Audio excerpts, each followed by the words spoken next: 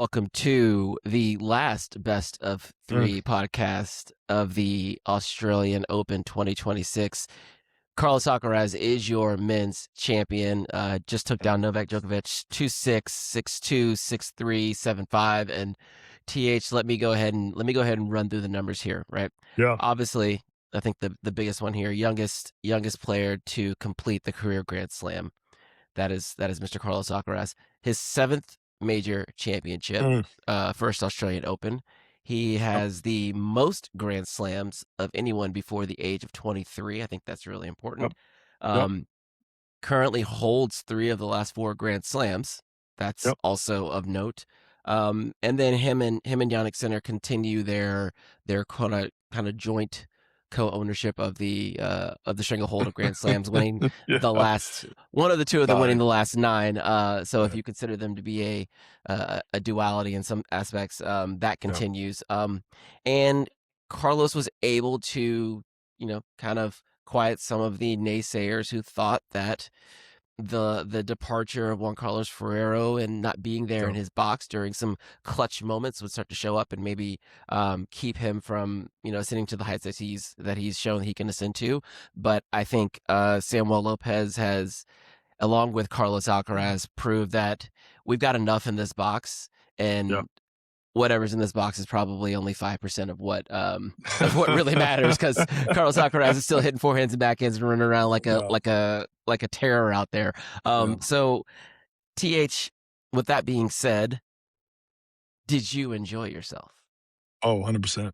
Yeah, 100%. Almost, I'm in that catharsis right now where I'm, I'm, I'm over the elation. I'm over the climax, so to speak. And I'm just in that kind of, wow. You know what I yeah, mean? Because of, the match, as you stated, Alvin, would have been historic either way. Mm, Well, I just absorbing it all, taking it all in at this point. Um, it's not just that he's 22 years old and 272 days in. Mm, When I looked at that infograph there they were showing, I was looking at the names, right? I was looking at Andre. I was looking at Roger. I was looking at, you know, obviously looking at Nadal, looking at Novak, right, who he obviously played today, and I just said to myself, John McEnroe said in the commentary, you know, Chris Fowler, as he will often do with his, with his jabs and such, uh, was almost making it seem as if, you know, like how special is that? Can you speak to that? And John made the comment, well, you're not supposed to do it. You know what I mean? Not this is not expected. This isn't something that's done. That's hmm why it's so rare, And my wife was watching the final with me, and she was like, when did John do it? And I'm like, John didn't, and I was like, Pete Sampras didn't. So many of the great players right, didn't. And so right. that to me is something that cannot be overstated. It's not just a record, it's how few have actually done it. And you add to that, he's done it by 22, not quite 23 years old. It's staggering to really comprehend. And I want to make that point because there have been some greats that have played this game. Yeah. And to really put that in perspective, how many did not achieve a career grand slam? It just makes you appreciate those that did that much more. And then on top of that, you add the young age at which he's done it. It's quite remarkable. I want to speak to McEnroe just a little bit here, because I think he is our version of like Charles Barkley when it comes to the commentary booth, right? Oh, for sure. Major difference being he's far more accomplished in his field than Chuck was, Mhm, right? mhm. But their bombastic attitudes is what gets people to tune in, keeps people Sure, engaged. sure. Y'all call them your casual fans, but Yep. I will say Mac does stop short of ever going, well, back in my day, we would have done it this way. He is Right. extremely effusive of how the game is developed Yep. and how these players are far surpassing, the tennis that he played in his day. He makes no Right. qualms about it. He recognizes the greatness when it's Wins too. warranted. Yeah, Yeah. and there are some players he will hold to task. I think Zverev being one of them. For not necessarily hitting the markers that he thinks they should. But when Sure. they do, he is like, no, no, no, this is special. This is important. So I will give we don't really applaud commentary very much in this particular Right. podcast, Right. but I Right. will Right. say Mac acts like a person who has been there and Yep. understands what it takes to get there. And in that same breath, Carlos now with 7 Grand Slams passes the likes of pardon me, Becker and Edberg, who are both at Yeah. 6. He now Right. ties the likes of McEnroe and Wielander at 7, and is now looking at Connors, Agassi, and Lindell at 8. So Sure. again, Mm. he's not 23 yet. I think that's Right. the when you start to take a step back, and we will get into this match, because you and I were texting back and forth. I think Yep. after the 2 semifinals on Friday, we were both kind of like tennis drunk and didn't really get much Yeah. into the kind of the Yeah. weeds of both matches, but we were both Right. very narrowly focused on this one. So don't don't you worry, listeners. You'll get your Cummins Yeah. soon here. Yeah. Um, Yep. Yep. Yep. but when you look at his what he's accomplished, Carlos, that is, it's like he's kind of done it all already. He's checked off all the boxes. And so now it's Um, how high is like There's a ceiling. Yeah. how high is the ceiling? Where are we going with Sure. this? Um, I want to touch briefly on two things you mentioned. Number one, absolutely love John McEnroe. I've loved him since as a kid, growing up watching him play. I've loved, he was kind enough to hit some with Skull when we were out there on the tour Yeah, yeah, together. that's right. Yep. So I wanted to make sure, and he is always. I remember my buddy Eric Dobsha coached a young player named Jack Satterfield who finals in Kalamazoo this past year. And what does he send me a picture of when Jack was playing the French? There's John out there at showing up at the juniors courts like he always does, finding out who the young players are, knowing who's relevant, hitting some balls with them, playing them set. And you just can't say enough for what that does. Not just that he stays engaged with who the young up and comers are, but also any of the young Americans. He's always making sure he's visible, always up. And I just wanted to make sure, people who aren't at that level always, who don't see that all the time. It's really good. It's really cool to see. And I've heard that from several the Americans over the years, they met John, they met and the players themselves, you know what I mean? So of course it meant a lot to me. Sko didn't necessarily appreciate who John was at 18 when he was, playing Right. some of these great players. I knew who John was. I knew what John meant to tennis. Sko appreciates him now, right? Probably more than they did when he was playing a set with them just outside of Ash Stadium. So I wanted to make sure that point was made because you made the point about how effusive he is of the praise of these young players. Mm, And that doesn't come lightly from a 7-time Grand Slam champ himself. It was 6 or Yep. 7. I think it 7, was 7, I think it was 7. 7. So make sure we give that credit where credit is due. We have to appreciate this is not anytime you're a Grand Slam champ, you're among the greats in the game.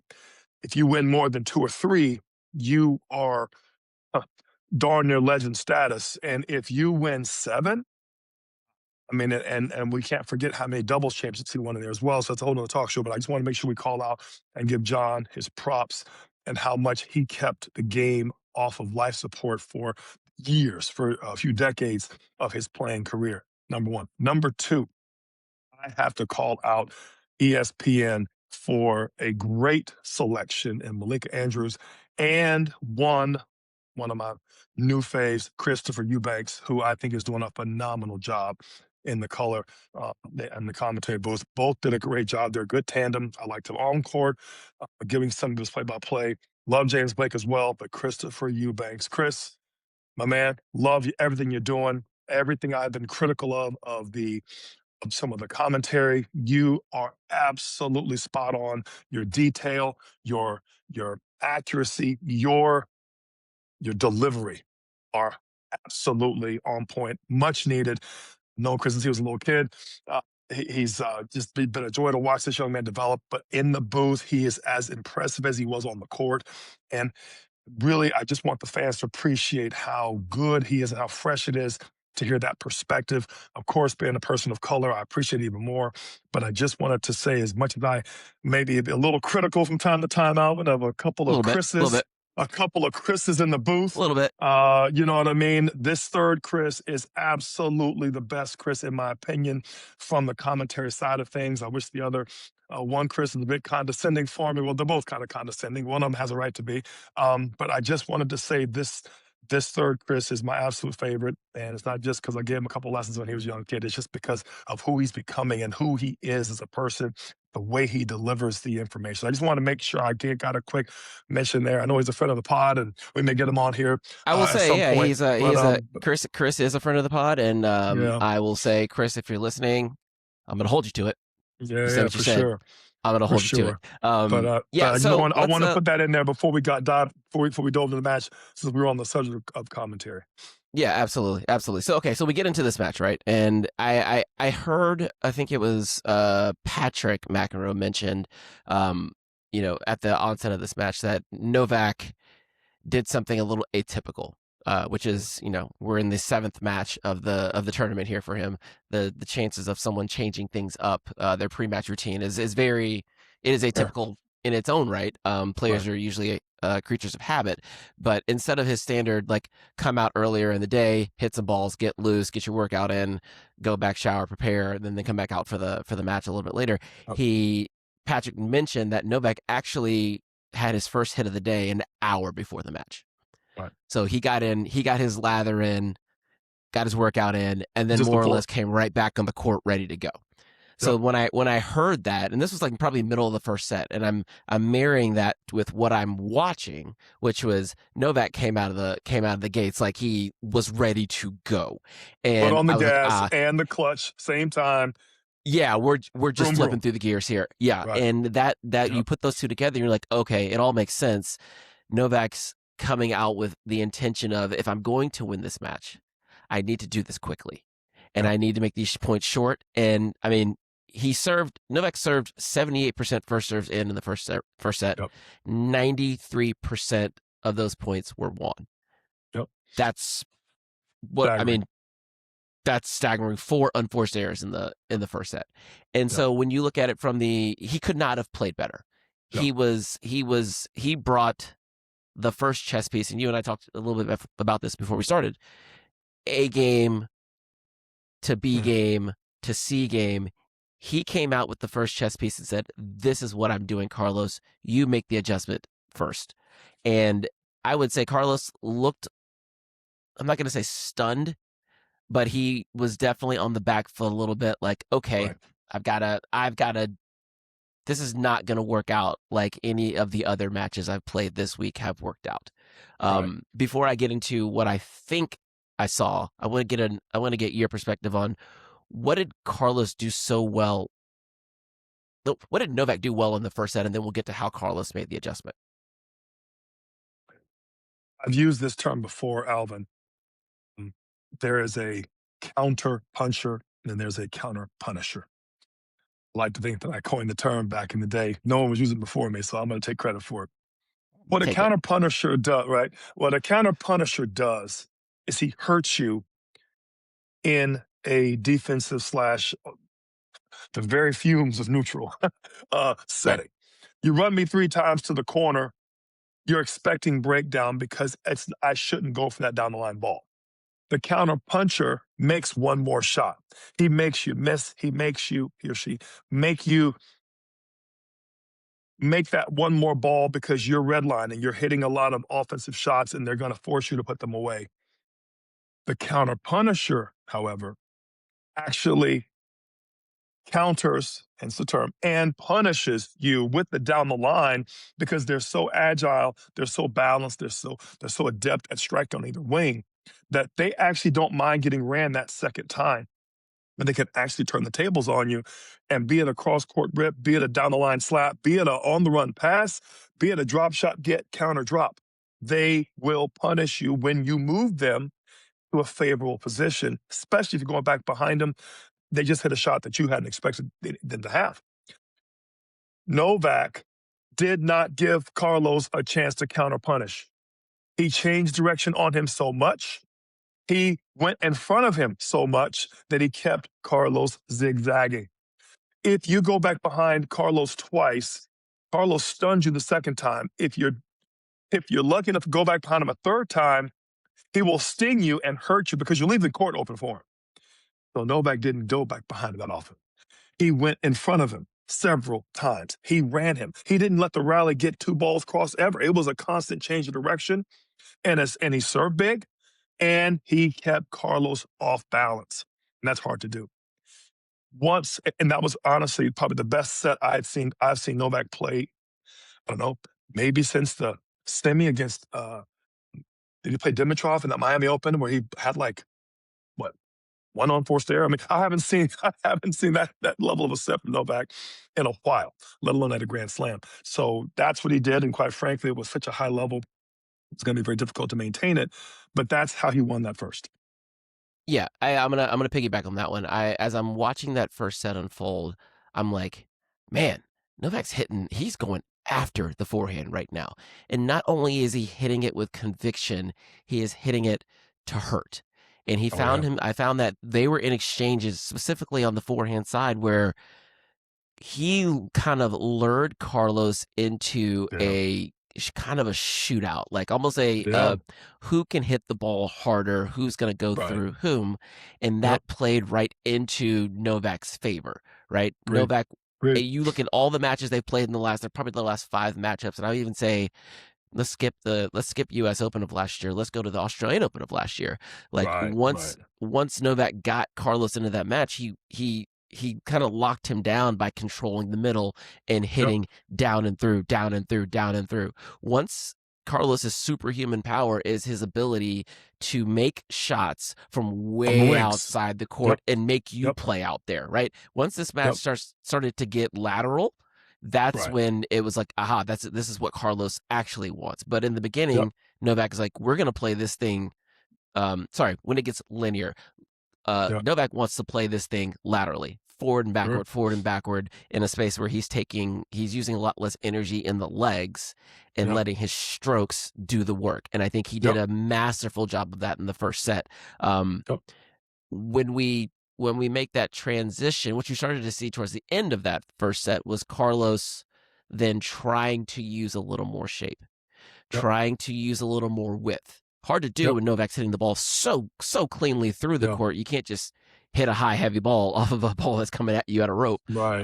Right. So Carlos was trying, and then he started to find more ways to Right. create Right. that height. And I Right. think I wanted to make sure I called this out because they mentioned it in the broadcast. In the first set, Carlos's average height of clearance over the net was 23 inches. Sets 2 through 4, that jumped up to 35 inches.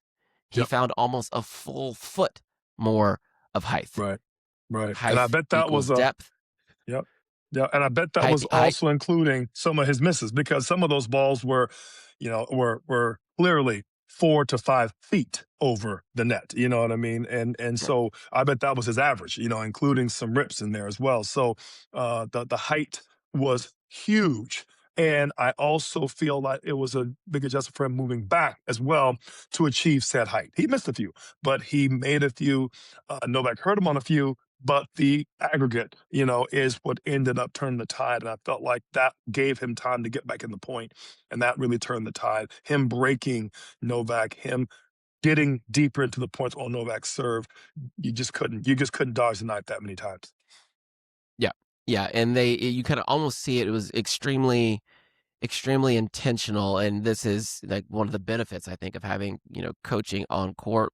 We can see the Right. hand gestures, we can hear some of the, I mean, Right. depending on how good your Spanish is, you can hear the conversation between Yeah. Lopez and Alcaraz. Like, Right. one, you're fine, smile, enjoy yourself out there, but two, obviously the technical stuff, and that's what Samuel is fantastic at, right? Yeah. Technical adjustments, and not just on the practice court but also within Right. matches, showing that he is more than capable of Sure. taking that responsibility as well. But finding height, especially off, like you mentioned, off the second serve return, like Carlos, Yeah. they were having the conversation, where should I stand?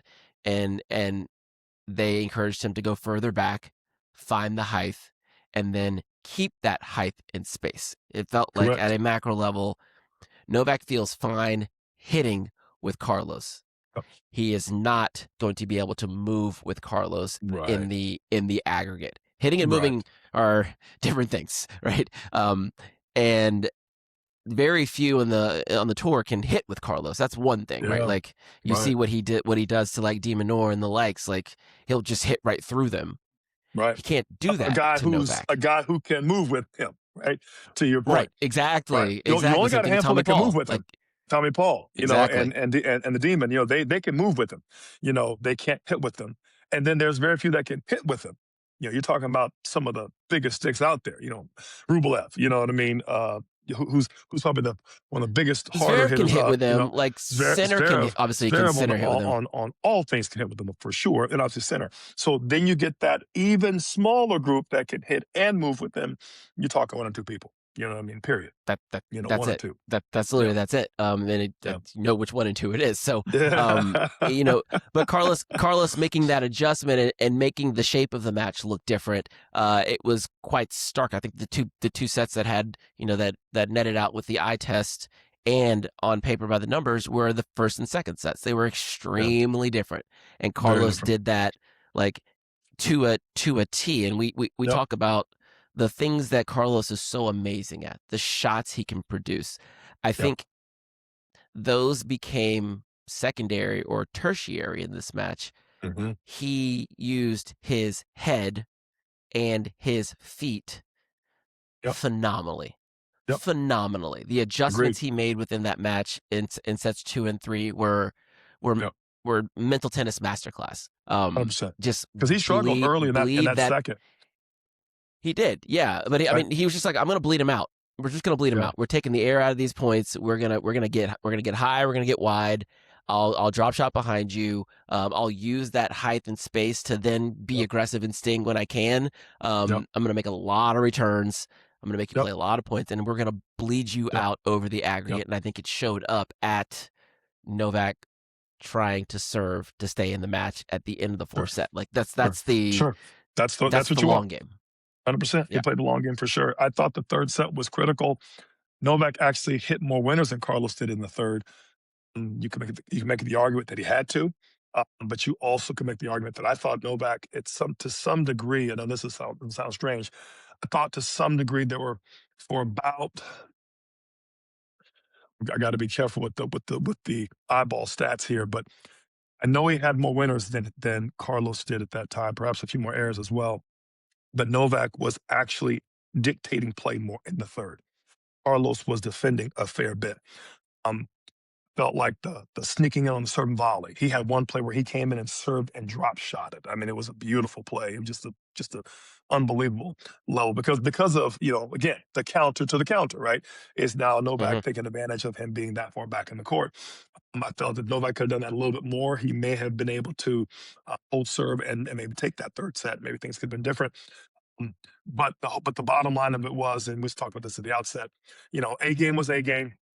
Then we went down. Then we checked down to B game versus B game, and then we're like, okay, who's C game can outlast or outmaneuver the other? And because I'm not gonna give you what you want, I'm not gonna. You didn't see, but rarely did you see, uh, you know, Carlos even get a lot of inside out or inside in step up forehands. I mean, they just weren't many to be had.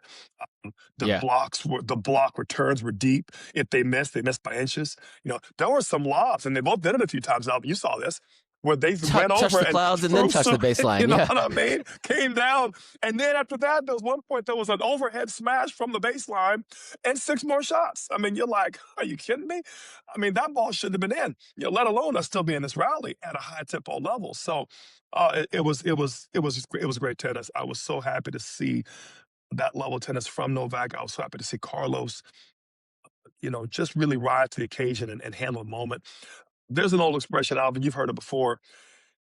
To be the man, you have to beat the man. And I felt Hmm. like in this match, it was a little bit more of a passing of the torch. It was great to see the former champion return back to the podium toward the end, but it was also good to see the young champion solidify himself on that stage against Novak. And I feel like, Yeah. especially at the Australian, where he's won 10 times. So this is, man. I gotta say, Alvin, it was just some great tennis to watch. I think we saw history. Chris made a comment. I hope we don't take it for granted, And I thought it was very well said for a young man you know, who is at a young age, for him to appreciate the history that he just saw. I'm probably double Chris's age at this point, and I'm wanting the listeners and viewers to do the same thing. Don't take this for granted. We did that a lot with the big three. He was he was very astute enough to say the big four. I would even say even way back. I'm old enough to remember when McEnroe was playing Borg. And then out of nowhere, Alvin, it was gone. And you felt like, Yeah. whoa, what just happened? You know what I mean? And then 4 or 5 years later, we were blessed with another great rivalry with Pete and Andre. And all of a sudden, like, oh, yeah. And everything from the commercials to the gear to tennis being alive again felt great. And then, and then there was some others. Obviously, Courier jumped in the mix, and obviously we had some other great champs came in that same time frame. But we kind of take this for granted a little bit. And then Roger and Rafa, and we had no idea what we were in store for, and the great tennis that ensued. So I just want to make sure, to Chris's point, I know we're going to talk more about the match, that you got to appreciate what you just saw here in the totality of it as you're looking at the X's and O's, which are always great to watch and see. It was just some pretty good stuff. And, it's good to just kind of take a breath and appreciate how, not only how he won the match, but who he played and how he beat him with a guy that's won more than anybody, and won more Australians than anybody, right? I think he's lost more. This will be his 14th final, I think, that he's lost. He's lost Sure. more Yeah. Grand Slam finals than some players have have been in, let alone won. You know what I mean? So Pete won 14 slams out. I mean, and that was phenomenal when it happened. Phenomenal. You didn't think anybody was going to break that. And now, you got a guy, the fact that I've lost 14 and won 24, buddy, that's that's Yeah. I that's mean, I that's think tough. like 30, That needs to be 39 mentioned. Grand Slam 39 Grand Slam finals. I think that'd be the right number, right? Yeah, That's I think it's 38 because they included ridiculous. this one. Yeah, yeah. So Okay, it's okay. it's So just yeah. that's insane in its own right. I Yeah. wanna focus on the Carlos aspect of it though. In this particular, you said passing of the torch, and I want to be very careful about that because, um, I think Novak, if he's done anything over the last 48 hours, is prove to us that he ain't passing anything. Fair. He is still a check mark that Right, you have right. to go through. Oh, Like for sure. and For if you sure. don't, and it's like Carlos wins this match in 4 sets, right? It's not Yep. 5 sets, it's 4 sets, but it was not a match that anyone could have won. Like you would have assumed that Novak would have come into this thing. He just played 4 hours against Yep. Sinner, left it all out there. He's 38 years old, yada, yada, yada, so on and so forth, that he was going to be on dead legs. He came out ready to roll, got the first set, made the first strike, 6-2. did what Novak does, which is Right. like I know. I mean, I can post the screenshots of the text messages that we were exchanging, and I was like, Yeah. I don't buy this rope a dope here for one bit. I've seen this Yeah. so many times. He Yep. is Yep. not done. It's not done, and don't you know it? Fourth set comes, and I text you again. I'm like, this is not over yet. I think it was at like two Yeah. one when I text you, and I'm Yep. like, this Yep. feels like it is very much so still in the balance. Carlos is not going Yeah. to cruise out of here with like 2 breaks in this fourth set Right. and smoke the Right. goat on his way out. Like, and Carlos had to do everything within his power to stay in the moment, stay That's right. within himself. Even when he started to let it go, started to open up the hips a little bit and start to tag like he wanted to in the first set, Novak was like, nope, you do that. I will sting you down the line. And Carlos very quickly would go, okay, yep, back to what's working, which is Back left to foot, heavy. right foot, left foot. Exactly. Left foot, right foot, left foot, right foot. We're Yeah. not sprinting. We cannot Yep. sprint to the finish line. We must methodically get Yep. ourselves there. And Yep. I think that was the master class and all. Again, I use the term, Carlos bled him out. He did it in the macro over the course of the match, like let the fatigue and everything build so that hopefully when we get to that point, he won't have anything left. But he also did it in the micro, which was Novak serving 5-6 in the fourth set to stay in the match. The very first point of that service game might have been the Phenomenal. best point of the match. Agreed. 21-23 shot rally.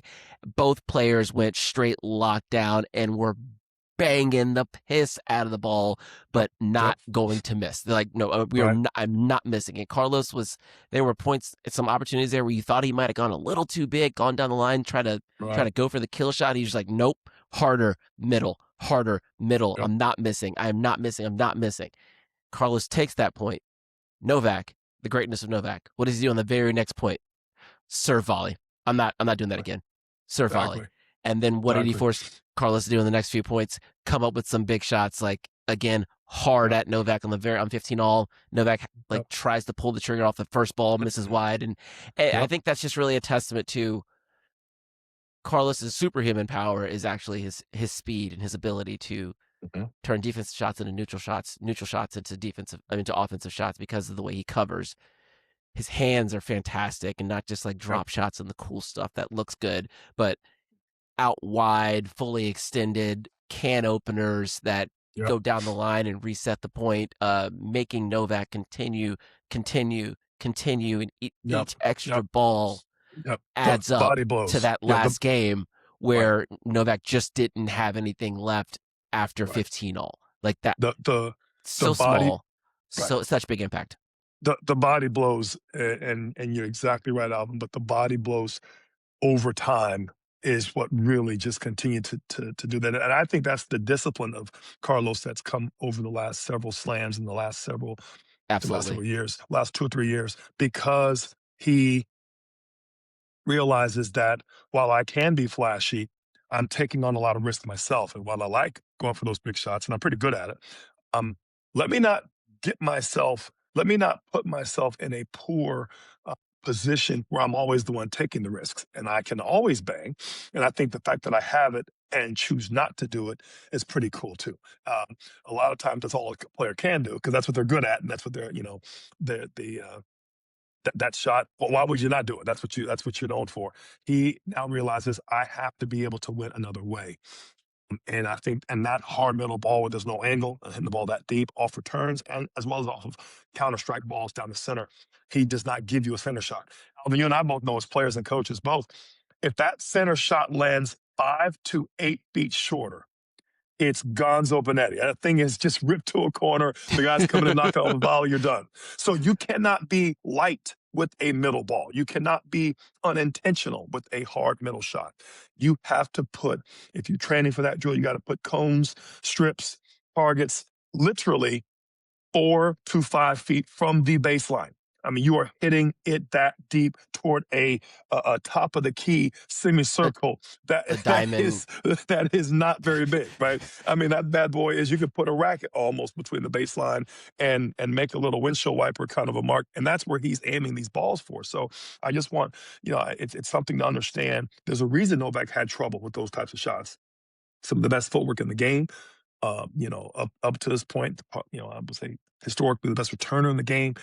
And if he's having trouble with that ball, if he's being, in a sense, out returned and he's being out maneuvered, that's saying quite a bit. Yeah, and I would even speaking to that how efficient how efficient and effective both players were in the middle. Like I had this in Yep. my notes. Like both of them were going middle out Yep.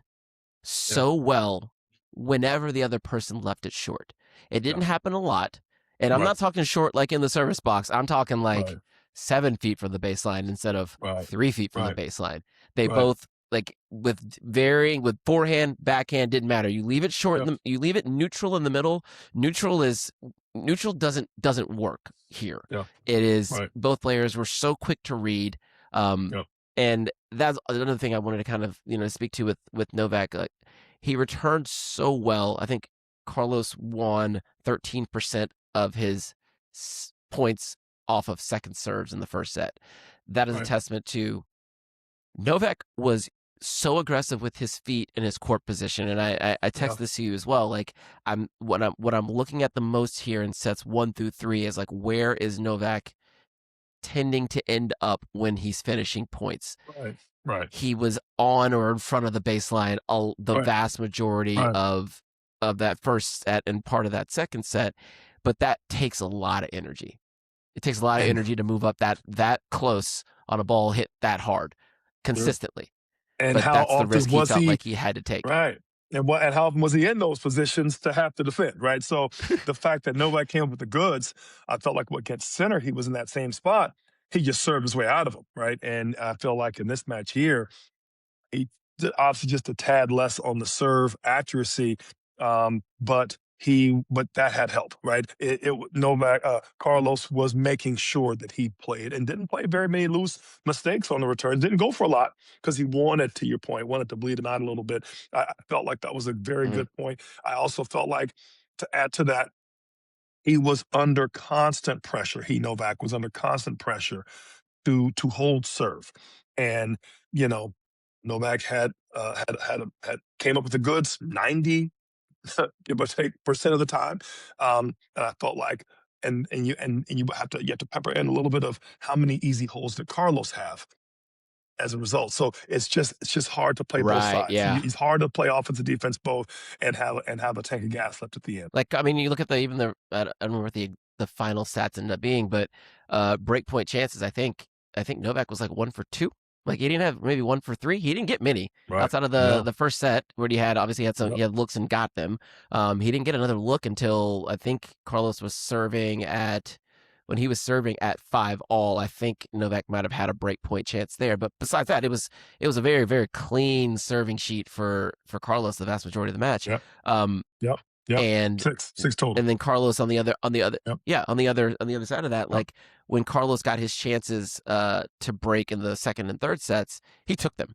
He took them. Yep. And now to that same point, contrasted to the Novak semifinal match against Sinner, Novak didn't make as many first serves when down break point, but Right. Carlos also did not make any mistakes when he got a look at second 100%. serves. And I think about 100%. this constantly, how many second serve returns that Sinner did miss when he had Right. breakpoint opportunities. Right. Carlos did not miss them. He Right. was extremely efficient when he had his Right. opportunities. Right. And that carried him that efficiently carried him all the way through. I mean, he had 6 breakpoint chances in the third set, and Novak came up with some Yeah. fantastic serving. You Yep. got to give him his Yep. credit there. Um, I want to kind of take a more of a kind of zoom back out again. Yep. This matchup is to your point about uh, passing of the torch and why I think it's not so fast on that one. Yep. They've traded back and forth, over the last, I would say, since 2023, right? Like, Mhm. Novak gets him at Roland Garros, Carlos gets him at Wimbledon that same year. They had that classic final at Cincinnati that year. Mhm. And then Carlos gets him at Wimbledon the next year. And then right after that, Novak gets him at the Olympics, right? That classic Mhm. match at the Olympics. Mhm. And then last year's Australian Open, Novak gets him. Yep. U.S. Open, Carlos beats him, and then now Right. again here. Yeah. So I feel like there is a game style matchup here that makes it very hard for either one of them to really pull away from the other. I mean, you Sure. could say, okay, in their last, let's say that was 3 sets at the U.S. Open. This one was 4 sets, so they played 7 sets in the last 2 slams, and Carlos has won 6 of them. You could say that's actually pretty comprehensive, but when you look at the matches, what it takes for Carlos to do that shows why Novak is the clear number 3 here in the world. Mm. He forces the Yeah. best out of Carlos and requires it, and if Carlos does not bring his best, Yep. Novak will take advantage of that. And all of these matchups look a little bit different. And I Yep. think I that's agree. something that we as fans should be aware of when you're looking at any of these, whether it's Novak and Carlos, whether it's Carlos and Yannick or Yannick and Novak.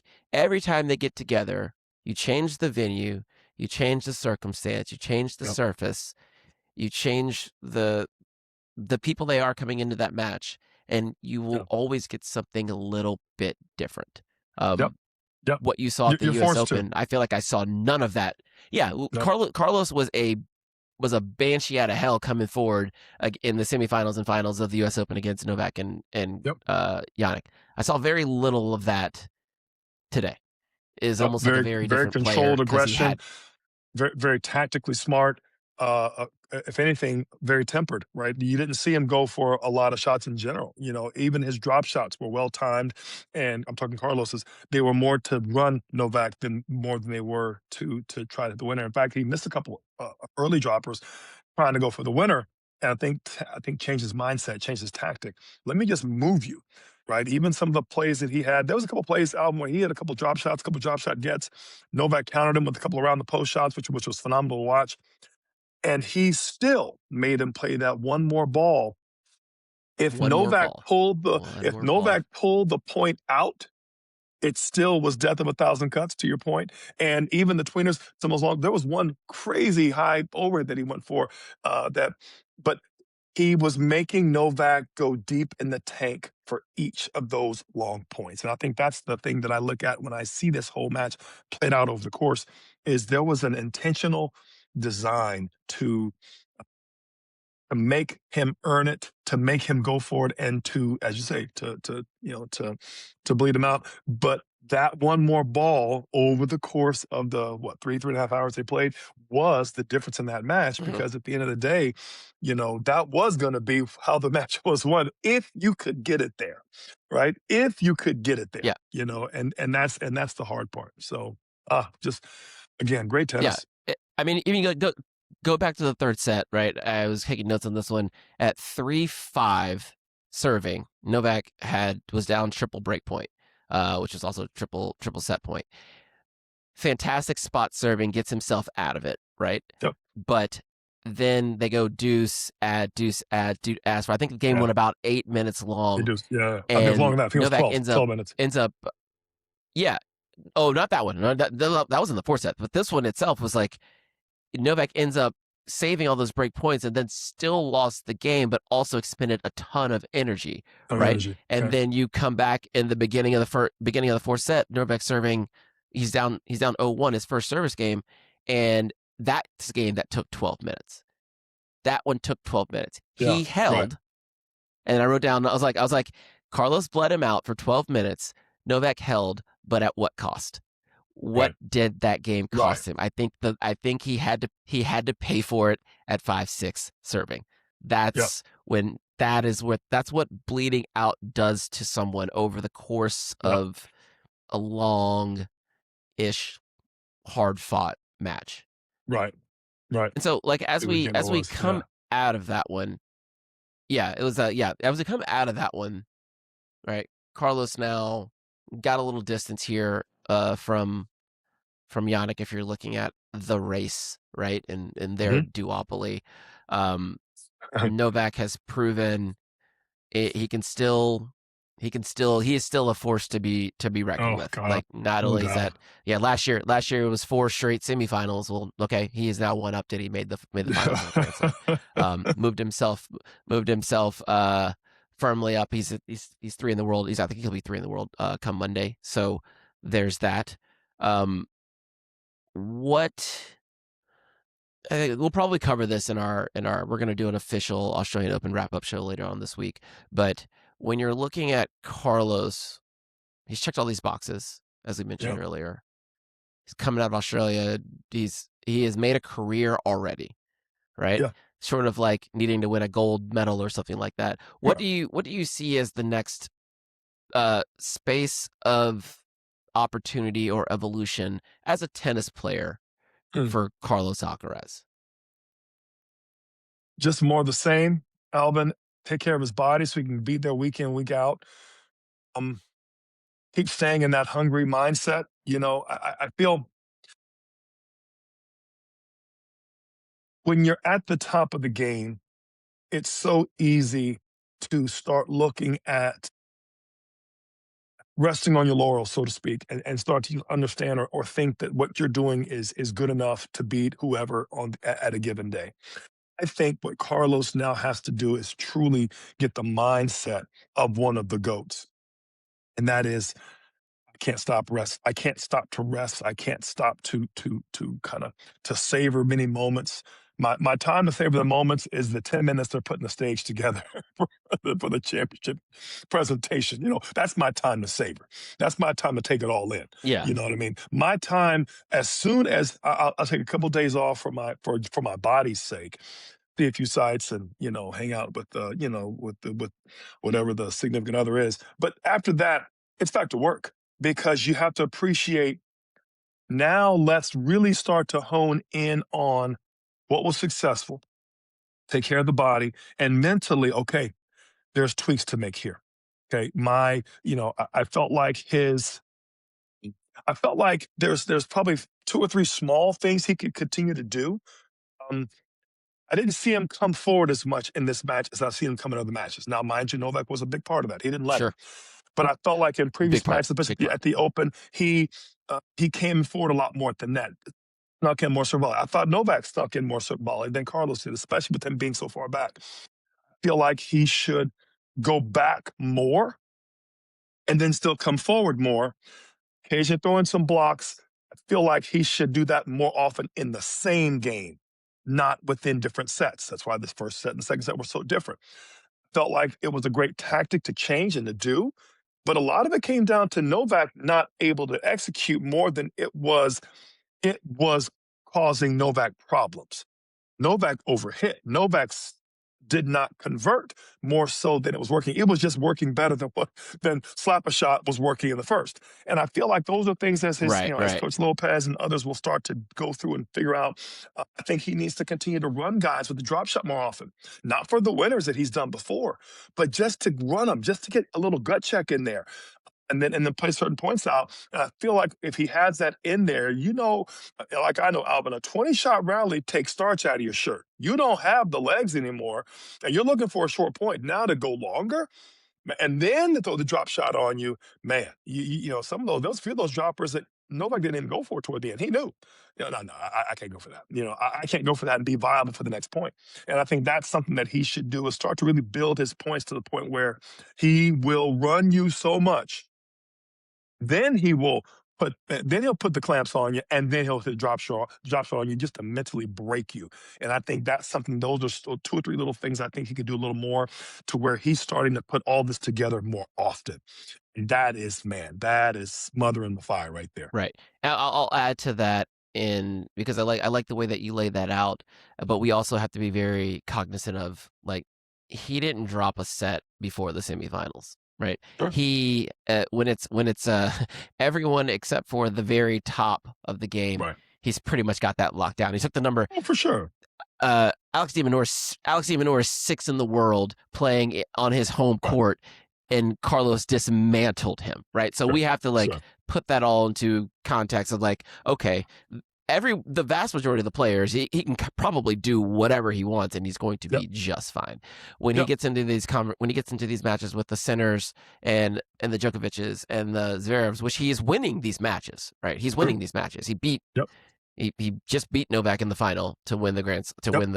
to win the whole tournament. He beat Yannick at the U.S. Open. It took Yannick playing a phenomenal match to Yep. beat him at Wimbledon, and Yep. he also was able to get through a war of attrition against Zverev, someone who he has a pretty even head-to-head with. Yep. Zverev is the poster child of the profile that Carlos struggles with the most, right?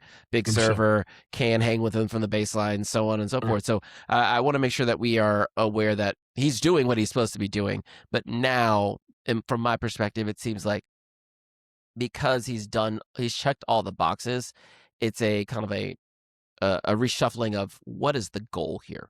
Yep. And I'll use our own little podcast as a small example to kind of as a person to look through this. We started this podcast about a year ago, and from the US Open on, it was like, okay, I think we should be trying to get to 1,000 subscribers on YouTube. So for all of you who are new, welcome. We haven't been at Yeah. this long, but we just crossed 1,000 during this tournament, right? Good for us. Round of applause. But now we have to kind of recalibrate, for Yeah. us to continue to grow and share this podcast with more and more people. We've got to make sure that we deliver on the things that we think we're good at, right? For sure. Carlos, now that he's checked all these boxes off, his goal is, okay, if if it's just for the joy of playing tennis and playing tennis at the highest of his capabilities, best of his capabilities, then it's all green fields, right? But if it's to really go for something like the all-time Grand Slam record, that is now schedule management.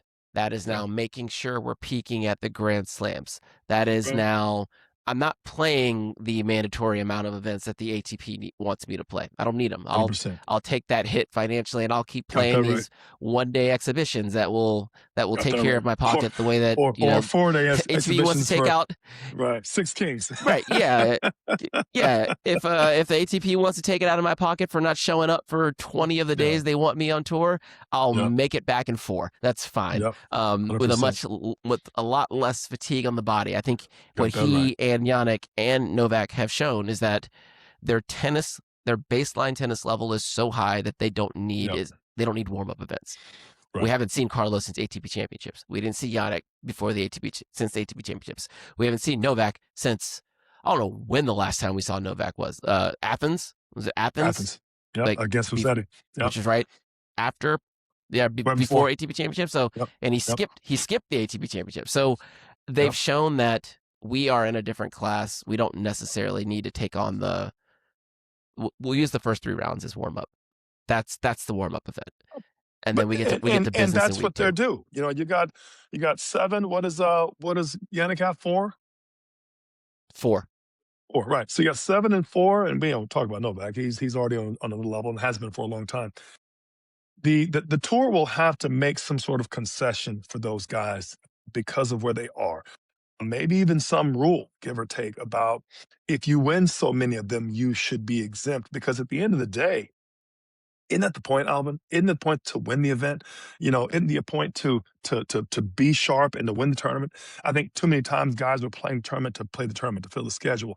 This is not. Well, I totally understand it from a standpoint of the tournament director and the promoters and guys like Peter Lebedev who've been on the pod before. I totally appreciate what they're trying to do and how a player like a Carlos, a Yannick, and whatever, how much they make or can kind of break your ticket sales and your event in particular.